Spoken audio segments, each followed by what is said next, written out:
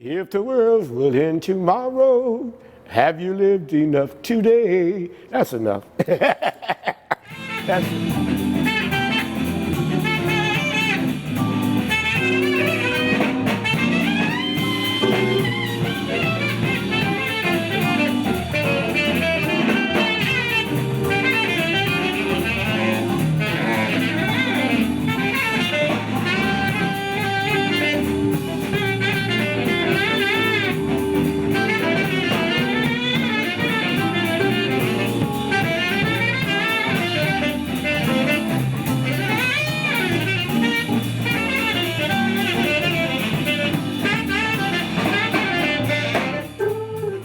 the Baltimore nightclub scene. It was very, very active until I think a little bit after the riots, the clubs started getting smaller, there were less places to work. But from my point of view, it's always been always had great musicians in Baltimore. When I turned 18, somebody told me about a gig on Pennsylvania Avenue. Somebody needed a drummer on Pennsylvania Avenue. Now, I wasn't allowed on Pennsylvania Avenue.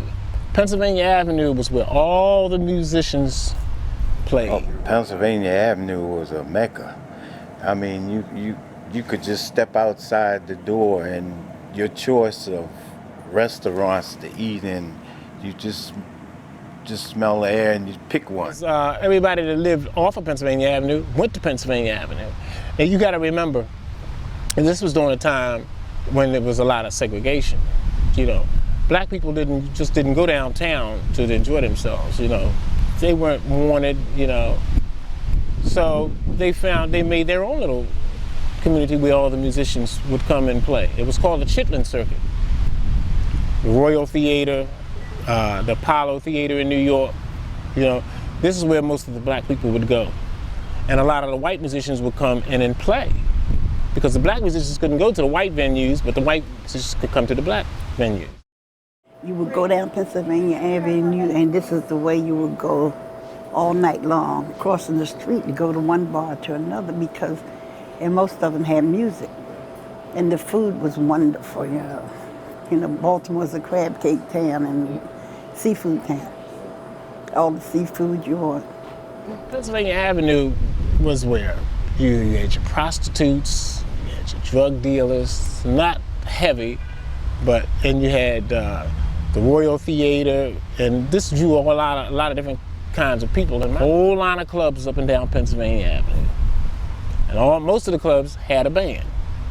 Growing up, there was clubs from one end, from the 2700 block all the way down to, they were clubs, nothing but clubs. And there was a time everybody had to have some form of music, you know. Then you had another corridor of clubs on Fayette all the way over in East Baltimore. Then you had clubs on Gay Street. You had clubs all over, you know. Orleans Street, you know, all the way up. Yeah, but all the clubs that was on the avenue, but like on one side of the street was a casino, and across from the casino was the Avenue Bar. Then you go down another block, there was the Comedy Club. Then you go down up another block, there was the Wonderland.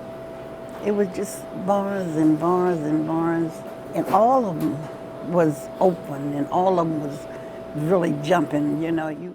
But it was a good musical town because you could play. You wasn't making a whole lot of money, but you could work all the time because there were so many places to work. One time, Baltimore did have good entertainment coming through when they had the Chitlin Circuit, they called it. And it seemed like when they got to Baltimore, that the next step would be to go to New York. But they had to pass through here first at the Royal Theater before they got to New York.